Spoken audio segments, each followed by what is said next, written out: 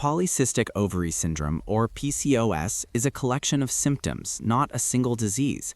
Its exact cause is unclear. In a normal menstrual cycle, the brain releases GnRH, signaling the pituitary to release FSH and LH. These hormones travel to the ovary, waking 6 to 12 follicles to start maturing. One follicle dominates, growing faster to produce an egg, while others dominant follicle becomes the corpus luteum and releases progesterone, regulating the cycle. In PCOS, GnRH pulses faster than normal, causing hormonal imbalance. Follicles don't mature or ovulate, so no corpus luteum forms and progesterone remains low.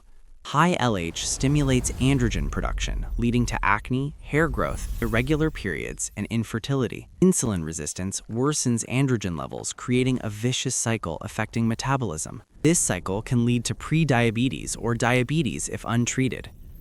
Lifestyle changes, exercise, weight loss, good sleep, and no smoking help manage PCOS. Medications like birth control, metformin, or spironolactone regulate periods and hormone levels. These treatments help restore hormonal balance and support ovulation.